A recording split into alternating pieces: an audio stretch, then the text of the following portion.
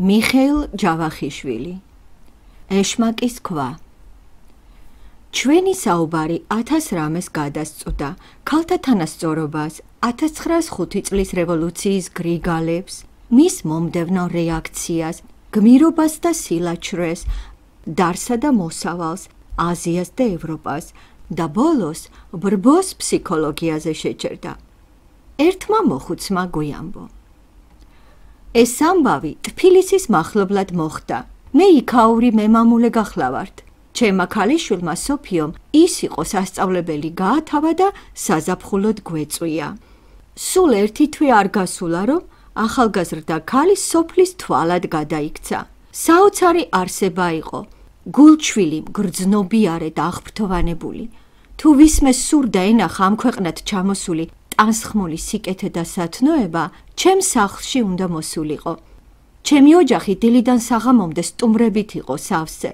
ყველა იმასთან დადიოდა მამაკაცი დედაკაცი გლეხი ქვრივი ობოლი ავადმყოფი და გაჭირვებული სოფიო ერთსა და იმავე დროს მათი ექიმიც იყო მოსამართლეც ჭირის უფალიც დამრიგებელიც და მანუგეშებელიც თუ გლეხებს საქმე ჰქონდათ ჩემთან იჯარა ღალის შემცირება შეშის მოჭრა ან სხვა რამე ჯერ სოფიოსთან მიდიოდნენ რადგან დარწმუნებულნი იყვნენ სათხოვარი აუსრულდებოდათ ამრიგად სოფიომ ზოგი ჩემი საქმეც ჩაიგდო ხელში და ჩემი შეძლებაც საქველმოქმედო წყაროდ გაიხადა ჩვენ ხმას არ ვიღებდით ჩვენი ერთა იყო და არაფერს არ ვუშლიდით თუ ვინმე სადილზე ან ვახშამზე მოგვასწრებდა სოფიო მოიპატიჟებდა გვერდით მოისვამდა გააძღობდა თხოვნას აუსრულებდა და გაისტუმრებდა თუ ეტლით მიდიოდა ან მოდიოდა და გზაში ფეხით მიმავალი დედაკაცი ან გლეხი შეხვდებოდა ეტლში ჩაისვამდა და თან წაიყვანდა ხშირად მომხდარა რომ გზავს სხვა გზა ჰქონია მაგრამ ავდრის ან სხვა რომელიმე მიზეზის გამო სოფიოს იგი შინ მოუყვანია გაუძღია გაუთბია და მეორე დღეს გაუსტუმრებია ზოგჯერ შინიდან დილით გავიდოდა და მხოლოდ საღამოზე დაბრუნდებოდა დილით ზემოუბნიდან დაჰყვებოდა და საღამოზე ქვემოთ უბანში გავიდოდა უკან მუდმივ ბავშვები და დედაკაცები დასდევდნენ ერთხელ ვიღაცამ ანგელოზი დაარქვა მას აქეთ მთელი სოფელი ამ სახელით იხსენიებდა ხშირად იტყოდნენ ხოლმე ჩვენს ანგელოზთან წავალ ისე ვის თუ მიშველის თორემ სხვა არავინ ან კიდევ ჩვენი ანგელოზი ცოცხალი იყოს თორემ მეტი არა გვიშავს რა ან კიდევ ღმერთმა დიდხანს გვიცოცხლოს ჩვენი ანგელოზი ის რომ არ ყოფილიყო ვინ იცის რა დღე დაგვადგებოდა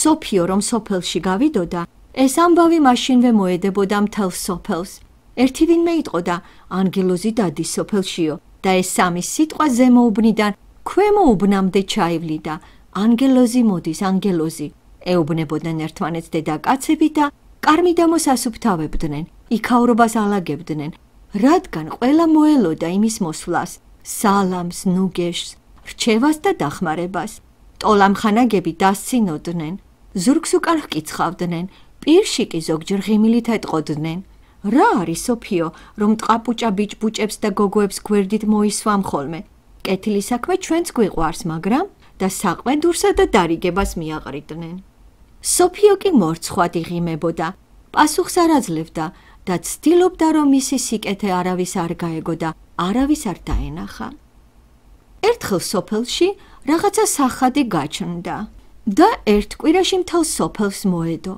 ოჯახი აღარ გადარჩა რომ ავადმყოფი არ ყოლოდათ სოფიო დაფაცურდა თბილისიდან ექიმი გამოიწერეს მასთან ერთად დილით საღამომდე ავადმყოფებთან ატარებდა დროს უბნიდან უბანში გადადიოდა და თან ნუგეში ტკბილი სიტყვა ალერსი და სათნოება დაჰქონდა ჩვენ შეგვეშინდა რამდენჯერმე გავაფრთხილეთ ერთხელ ორჯერ კიდევაც დავტოქსეთ მაგრამ მან თავისი არ მოიშალა მალე თვითონაც გახდა ავად მე დედამისი ექიმი და ნათესავები თავს ვეხვიეთ და ძლივსძლივობით გამოვტაცეთ სიკვდილს იმ ზაფხულს ჩვენ სოფელში ახლო მახლო ქურდობა გავრცელდა ჯერ კვერცხიდან და ქათმებიდან დაიწყეს მერმე ცხვარსა და ღორზე გადავიდნენ შემდეგ რამდენიმე გლეხს ხარკამეთში გაურეკეს და ბოლოს სახლების მტვრევასაც შეუდგნენ.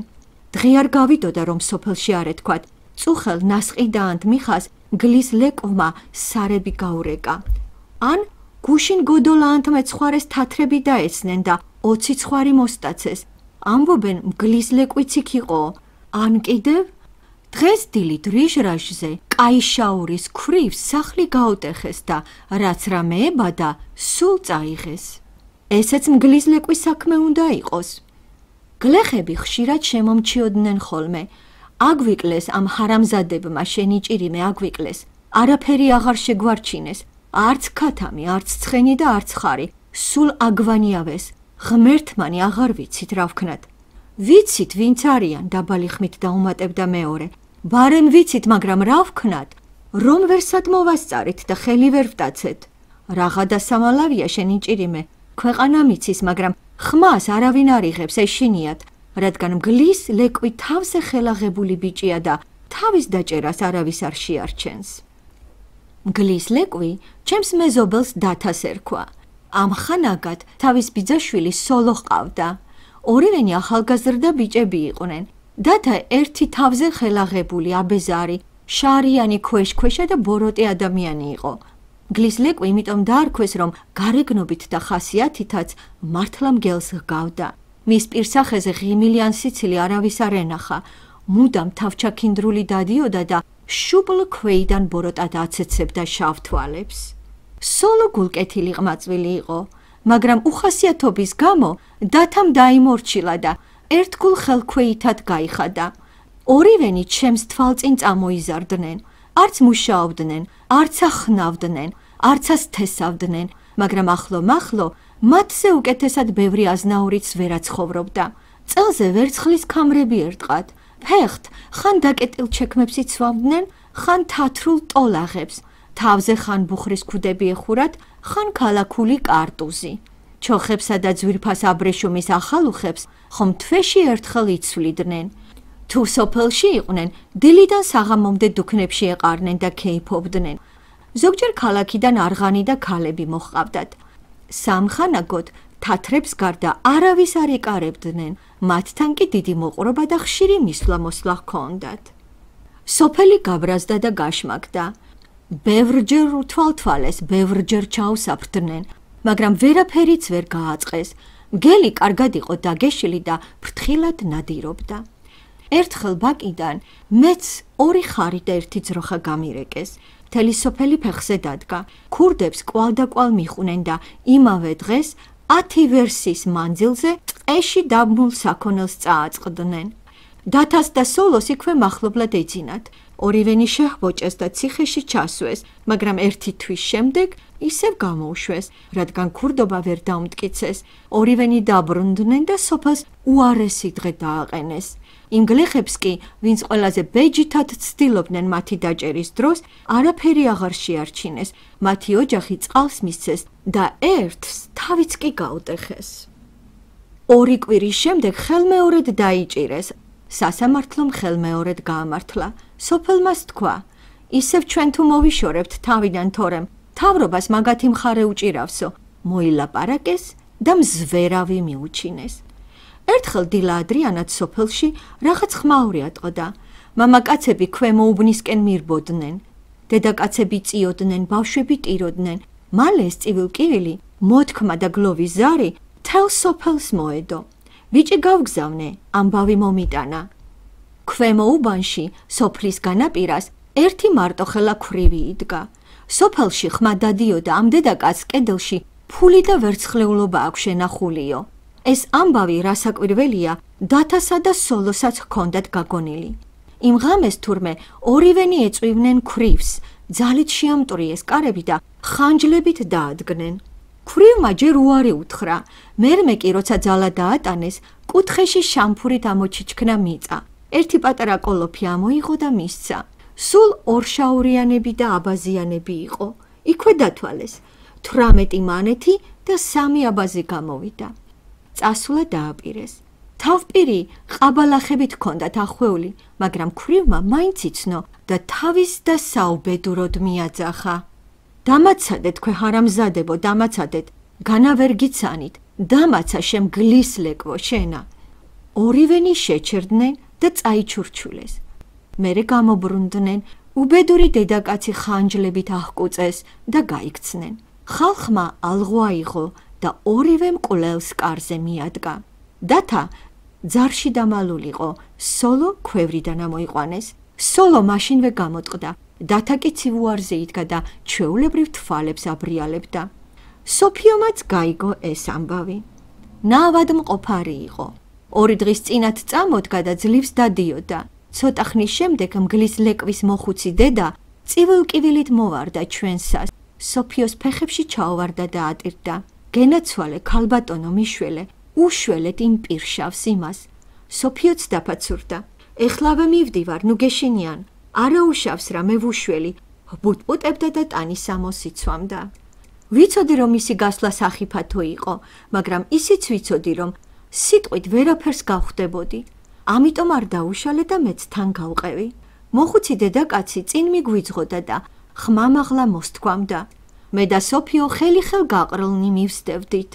ჩქარის ნაბიჯით მივდიოდით, მაგრამ სოფიო მაინც მაჩქარებდა. ქვრივის სახლს ერთი მხრით გზა ჩაუდიოდა, მეორე მხრით რიყე. პატარა ეზო ხალხით იყო გატენილი. თელ სოფელს, დიდსა და პატარას, კაცსა და დედაკაცს, მოხუცსა და ახალგაზრდას ამ ეზოში მოეყარა თავი. ახალმოსულნი ქუდს იხდიდნენ, სახლში შედიოდნენ და ცოტა ხნის შემდეგ პირმოღუშული და თვალცრემლიანი გამოდიოდნენ. დედაკაცები შორიდანვე იწყებდნენ ხმამაღლა ტირილსა და მოთქმას. სახლიდანაც მოისმოდა მათი მოთქმა. ერთი მოხუცი დედაკაცი, მოკლული ქვრივის ნათესავი, იქვე დირესთან იჯდა და გაჰგიოდა. გაგიხმეთ ეგ მარჯვენა ბიჭებო, რატომ ადრევე დედა თქვენს მუცელში არ გაუწყალდით, თქვე პირშავებო თქვენა.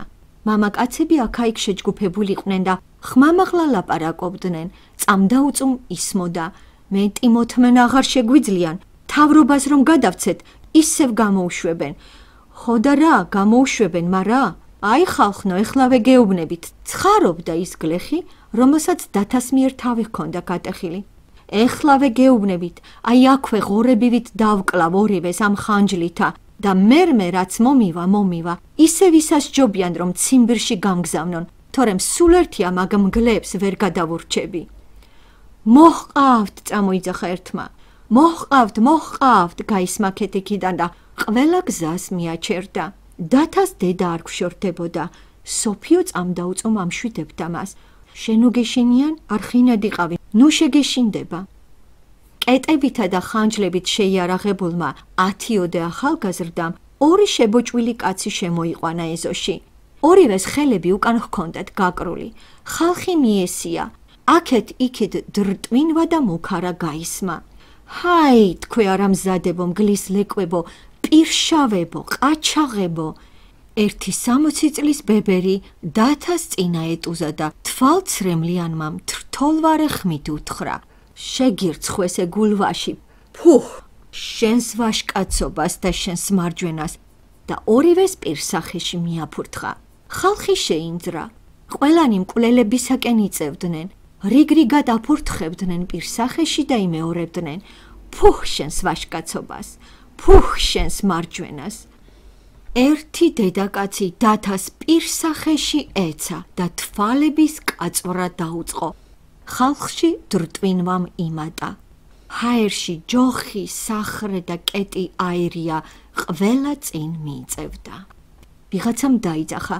დაიცადეთ ხალხნო, ჯერ ვალაპარაკოთ, სულ ერთია ვერსად ვერ წაგვივლენ. ხალხმა უკანვე დაიწია. აბა დავიწყოთ, თქვა პირველმა. უცებ მეორემ წამოიძახა. კუდარი გამოვიყვანოთ და ზედ ვალაპარაკოთ. გამოვიყვანოთ, დაუბეჭდეს აქეთ-იქიდან.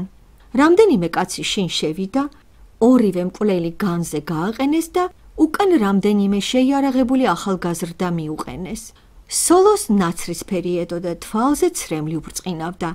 დათა კი შუბლ ქვეიდან მგელივით იცქირებოდა, თვალებს ათამაშებდა, იქაურობას ათვალიერებდა და ეტყობოდა, რომ მხოლოდ თავის დაღწევაზეღა ფიქრობდა. დედაკაცებმა ტირილს უმატეს. 4 კაცმა გვამი გამოიტანა. უკან დედაკაცები მოსდევდნენ. ხალხი შუაზე გაიპო და გზა მისცა. ფარდაგი გამოიტანეს, დათას და სოლოს ფეხებთან გაუშალეს და ზედ ცხედარი დაასვენეს. ერთმა დედაკაცმა ცხედარს სუდარ ახადა, გულმკერდი გაუხსნა და ჭრილობები გამოუჩინა. ყველანი გაჩუმდნენ. მკვდარი სიჩუმე ჩამოწვა. მამაკაცებმა ქუდები მოიხადეს. ხან გამოშვებით, ხან აქედან, ხან იქიდან ჩუმი ოხრაღა ისმოდა. ყველანი სოლოსა და დათას მიაჩერდნენ. დათას პირსახეზე ცვლილება არ დაეტყო. ცხედარს თვალი მოაშორა და განზე დაიწყო ცქერა. სოლო ქვრივის გვამს მიაჩერდა. რამდენიმე ხანს კისერწაგრძელებული ჩაციებით უყურებდა მკვდრის პირისახეს. გაშეშდა, გაინაბა. თითქოს გულის ფეთქვაც კი შეიჩერაო. მერმე ნელ-ნელა ცახცახი დაიწყო. პირსახე აუთამაშდა, ტუჩები აუკანკალდა, წამწამები აუხამხამდა. ტანში მოიშალა, ნელ-ნელა წაიწია, მუხლი მოიდრიკა, ცხედარს გულზე დაეცა და ქვითინით ამოიკუნესა. ვაი, დედილო, ეს ორი სიტყვა ხალხს ნაკვერ-ჩხალივით მოხვდა. ვაი, დედა შენსა, შეუბედურო შენა, წააბუტბუტა ერთმა დედაკაცმა. საწყალი, ამოიოხრა მეორემ. საწყალი, საბრალო, საწყალი. ისმოდა აქეთ-იქიდან და ყველა გრძნობდა, რომ საწყალი ეხლა ცხედრის მკერდზე მგლოვიარე სოლო იყო. სოფიომ კლავში ხელი მტაცა და გვერდზე ამეკრა. მთელი ტანით ცახცახებდა, პირსახე გაფითრებული ჰქონდა.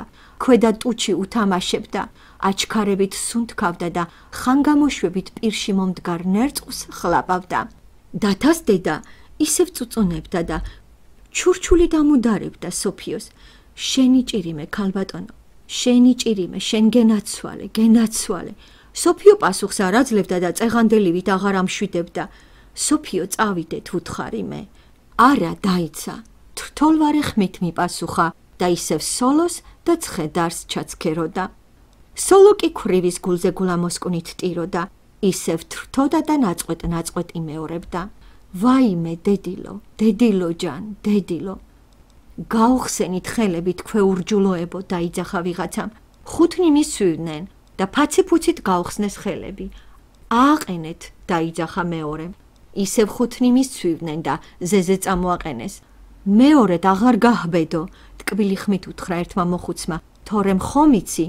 აღარ გაჰბედავს, არა, წაესარჩლნენ აქეთ-იქიდან. ხმა აღარავის ამოუღია, რადგან ყველა გრძნობდა, რომ ხალხმა სოლოს დანაშაული აპატია. სოლო ხალხში გაერია და მიიმალა. ჯერი დათაზე მიდგა. ერთმა ახალგაზრდამ წამოიძახა. ერთი დახე ამ გლის ლეკვს, როგორი ცქირება. ხაფანგში გაბმულ მგელს არ აგავს, წამოიძახა მეორემ. დათა მართლა ხაფანგში გაბმულ მგელს აგავდა, უფრო დადაბლდა, მოიკუმშა, მოიკუნტა და კისერი მხრებში ჩაიძვრინა. ვიღაცამ შეუტია. დაიჩოქე შემგლის ლეკვო შენა. ხალხი ისევ გაბრაზდა, წათამამდა. დაიჩოქე, გაისმა აქეთ-იქიდან, მაგრამ დათამ ფეხიც არ მოიცვალა. დააჩოქეთ, ძალით დააჩოქეთ, მიაძახეს აქეთ-იქიდან. მისცვივდნენ, ხელი წაავლეს და უნდოდათ ძალით დაეჩოქებინათ, მაგრამ ვერ დააჩოქეს. დათა გაძალიანდა. მისმა სიკერპემ და ურჩობამ ხალხი უარესად გააცეცხლა. ერთი დახე ამას, ერთი დახე, რომ კიდევაც ძალაზეა, წამოიძახა ერთმა და კისერში წაჰკრა. მეორემ სახრე გადაჰკრა, მესამემ სილა გაარტყა. ბებერი დედაკაცი ხელმეორედ ეცა თვალებში. ხალხო, ხმამაღლა დაიძახა ერთმა მოხუცმა, სმენა იყოს. ჩოჩქული შეწყდა და სრული სიჩუმე ჩამოვარდა. ხალხო, გაიმეორა მან, ეს მგელი რომ ცოცხალი გავუშვათ, მთელ სოფელს აიკლებს. მართალია, მართალი, აიკლებს, იგრიალა ხალხმა. არ შეიძლება მაგის გაშვება, არ შეიძლება, არა, ყვიროდნენ სხვები. თავრობას რომ გადასცეთ, ისევ გამოუშვებენ და უარეს დღეს დაგვაყრის, განაგრძო მოხუცმა. მართალია, მართალი, არ შეიძლება მაგის გაშვება, არა, ჩვენვე უნდა გავუსწორდეთ, ჩვენვე. უცებ ამ საერთო ყვირილსა და ხმაურობაში მკაფიოდ გაისმა ერთი სიტყვა, ის ერთადერთი სიტყვა, რომელიც ყველას ენაზე უტრიალებდა, მაგრამ მის წარმოთქმას ჯერ ვერავინ უბედავდა. ჩავაქვავოთ. და ხალხმა ერთხმად იგრიალა ჩავაქვავოთ და ბრბოს სამართალი უბრალო და მრისხანე შადრევანივით ამოვარდა. ბრაზი რისხვას მოაჯდა, ორივემ შურისძიებას აღვირი მიუშვა და დეზი წაჰკრა. დათას დედა თმა გაწეწილი და ელდანაცემი დაფეთებული დარბოდა. აქეთ-იქით აწყდებოდა და ხრინწიანი ხმით იხვეწებოდა. ხალხო მაპატიეთ, ხალხო მე მაპატიეთ. პასუხად კი იგივე ერთი სიტყვა ისმოდა, ჩავაქვავოთ. ხალხი შეინძრა და უკვე გაფითრებულსა და შეშინებულ დათას გარს შემოერტყა. ზოგი მუშტით ემუქრებოდა, ზოგი ჯოხით, ზოგი ფრჩხილებით. ის ერთი სიტყვა კი კვლავ hrგვინავდა და ჰქუხდა. ამ სიტყვას რაღაც იდუმალი, უხილავი და საშინელი ძალა ჰქონდა. წეღან ნახულმა სურათმა, სოლო სინანულმა და გულჩვილობამ და დათას თავხედურმა სიკერპემ, მისმა გულქვაობამ მოუდრეკელმა ურჩობამ, სიმტკიცემ და კადნიერებამ მეც ბოღმით, შხამით და შურისძიებით ამივსეს გული. ეს გრძნობა თანდათან მემატებოდა, ნერვებს მითამაშებდა, გულს მიტოკავდა, მბოჭავდა და გონებას მიბნელებდა. როცა პირველად წამოიძახეს ის ერთი სიტყვა, რომელიც მოკლედ თქმული განაჩენი იყო გამწარებული ხალხისა, მე არ შემშინებია. უფრო მეცაც ვიტყვი, იქ ჩემ გულში ვიღაცამ სიამოვნებით წაიბუტბუტა, ღირსია, ახია. მერე კი, როცა ხალხი აღელდა, როცა მისი ძლიერი კივილი აღშფოთებისა მომესმა და მეც გადმომცა თავისი პირუტყული სურვილი სამაგიეროს გადახდისა, შურის ძიებისა, მეც ვიგრძენი, რომ მოვალე ვიყავი საერთო ფეხის ხმას ავყოლოდი. მეც შევრეულიყავ ხალხის მორევში და მის ტალღებში გამეთქვიფა ჩემი საკუთარი ნება, ადამიანური გრძნობა, პიროვნება და გონება. სოფიოს გადავხედე, თითებს ათამაშებდა, პირსახეზე კუნთები უთრთოდა და გაფითრებული შესცქეროდა დათას. მივხვდი, რომ ისიც იმავე უხილავსა და იდუმალ ძალას ჰყავდა დამორჩილებული, რომ ხალხის ყვირილმა ისიც გაიტაცა, რომ იმ ერთმა სიტყვამ ჩააქვავეთ, იმასაც აუბა თვალი, რომ იმ ჟამად სასტიკი განაჩენი სოფიოსაც უმაღლეს სამართლიანობად მიაჩნდა და მის აღსრულებას ის ხელს აღარ შეუშლიდა, თავის დაპირებას აღარ შეასრულებდა და მოხუც დედაკაცს შვილს აღარ გადაურჩენდა. ხალხი კვლავ ხმაურობდა, ერთმანეთს აქეზებდნენ, ამხნევებდნენ და უცდიდნენ, აბა პირველი ვინ დაიწყებსო. დათა ატოკდა, გაიწია, მაგრამ არ გაუშვეს. ცოტა ხნის შემდეგ ისევ გაიწია, ორ ახალგაზრდას ხელიდან გაუსხლტა და ხალხში შეერია. ეს საკმარისი იყო, მან თავის და საუბედუროდ ხალხს თვითონვე მისცა ნიშანი. დაიჭირეთ, გაისმა ყოველ მხრიდან, ჰარიქა, გაიქცა, ჰარიქა. დაედევნენ და დაიჭირეს, ვიღაცამ წამოიძახა, რიყეზე გაიყვათ, რიყეზე, სხვებმაც გაიმეორეს, რიყეზე. რიყეც იქვე იყო, ხალხი დაიძრა, ერთმანეთს ხელისკვრით და სახსრებით ერეკებოდნენ. ხუთიოდე წამქეზებელი გარშემო ურბენდა ხალხს და ყვიროდა. დედას ვუტირებთ, ვინც უკან დაიწევს და ხალხს უღალატებს. დედას ვუტირებთ. სოფიო თვალიდან დამეკარგა. ხალხის ტალღამ მეც რიყისკენ გამიტაცა. დათა კინწისკვრით მიჰყავდათ, იკბინებოდა, წიხლებს ისროდა, თავით, ფეხებით და ხელებით იბრძოდა, ღმუოდა და რაღაცას ბურტყუნებდა, მაგრამ ყურს აღარავინ არ უგდებდა. ყველაზე წინ დედაკაცები გარბოდნენ. ხალხი რიყეს ჭიანჭველასავით მოედო. მერმე ყველანი გაიშალნენ და ქვებს დაუწყეს აკრეფა. ჩემს უკან კვლავ ისმოდა მუქარა. დედას ვუტირებთ, ვინც უკან დაიწევს, დედასა. ერთმა მოხუცმა ხელში ქვა მომაჩეჩა და მომაძახა. დაიჭი ბატონო, ეხლა შენც ჩვენი ხარ. იმ დროს მართლა მეც იმათი ვიყავი. ქვა ხელში შემრჩა. ვიღაცამ დაიძახა. გაუშვით და ხალხმაც ერთხმად გაიმეორა. გაუშვით, ხელი გაუშვით. დათას ხელი გაუშვეს და შუა წრეში დასტოვეს. ახლა დაჰკათ, წამოიძახა მეთაურმა გლეხმა. იმავე წუთს დათამ თავი დაღუნა და ხალხში შევარდა. ხალხი შეინძრა და აირია. არიქა გაიქცა. დათამ წრე გაარღვია და თავქვე დაეშვა. მთელმა ხალხმა იღრიალა და ყვირილით დაედევნა. ჰაერში ჯერ ერთმა ქვამ გაიელვა, მერმე მეორემ, მესამემ, მერმე რამდენიმემ ერთად და ბოლოს ქვის სეტყვა წამოვიდა. დათა ჯერ წატორტმანდა და ჩაიკეცა. შემდეგ ისევ წამოიწია, წელი აითვრია და ფოფხვა დაიწყო, მაგრამ ბრბო უკვე თავთ წაადგა. ყვირილი შეწყდა და მხოლოდ ქვის რახარუხი გაისმოდა. ლოდი, კეტი, სახრე და ჯოხი ერთმანეთში აირია. უცებ სოფოს მოვკარი თვალი. ხელები უკან ჰქონდა დაწყობილი. იმასაც ერთი ქვა ეჭირა. ერთი მოხუცი დედაკაცი გაცხარებით იმ ჩაქვავებულზე უთითებდა და რაღაცას ეუბნებოდა. სოფოსკენ გავექანე, მაგრამ გვიანღა იყო. სოფიომ შორიდანვე მაღლა ასწია ხელი. ქვეით გაექანა, ხალხში შეიჭრა და მიიმალა. ერთი წუთის შემდეგ უკანვე გამოვარდა და გამოიქცა. რომ დამინახა, ორთავე ხელი პირსახეზე აიფარა, ჩემსკენ გამოექანა და გულზე დამეცა. ყველაფერი გათავდა. ხალხი ჯერ შესდგა, მერმე გაიფანტა. ხმას აღარავინ არ იღებდა. ყველა ქურდივით მიიპარებოდა. ზოგი ზევით მირბოდა, ზოგი ქვევით, ზოგი მარცხნივ, ზოგი მარჯვნივ. უმეტესობა ისე გარბოდა, თითქოს უკან ვინმე მისდევდაო. ერთმანეთს თვალს არიდებდნენ, რადგან ერთმანეთისას რცხვენოდათ. რიყეზე 4 ნიღა დავრჩით. ქვებში დაფლული დათა, იქვე მახლობლად წაქცეული გულწასული მოხუცი დედა, მე და სოფიო. ჩემი ქალი მომეხვია, კოცნა დამიწყო და სხაპა სხუპითა და ნაწყვეტად იხდიდა ბოდიშს. მე არ მინდოდა.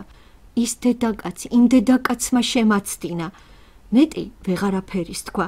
ტირილი დაიწყო და სიცილიც გაურია, თან მკოცნიდა და იმეორებდა. მეც ერთი ქვა, ერთადერთი ქვა, მეც ვესროლე, ერთი ქვა, ერთადერთი. შეწუხებული და თითქმის გულწასული ჩემი გოგონა ძლივს ავიყვანე სახლში. იმავე საღამოს ხელმეორედ ჩავარდა ლოგინად. მეორე დღეს აღმოჩნდა, რომ სახადი ხელმეორედ მოუბრუნდა. 10 დღეს იტანჯებოდა ჩვენი ერთა. ვისაც დაინახავდა, მე დედას, ექიმს, მოახლეს თუ მოჯამაგირეს, ყველას იმ ერთ ქვაზე გველაპარაკებოდა და გვარწმუნებდა, გვეფიცებოდა, რომ ის ავიქალი არ იყო, რომ ის ვიღაცამ შეაცდინა. თვალები დაუბნელდა და ისიც კი არ ახსოვდა თუ როგორ აიღო ის ერთი ქვა და როგორ ესროლა დათას. სიცხეში ხშირად ბოდავდა. ერთი ქვა ვესროლე, მხოლოდ ერთი. ისიც ეშმაკმა მასროლინა. მე არ მისროლია, არა. ხანგრძლივი სიჩუმის შემდეგ მოხუცმა ჩურჩულით დაუმატა. ერთი კვირის შემდეგ ავადმყოფი ხელიდან გამოგვეცალა. 1908 წელი, პარიზი.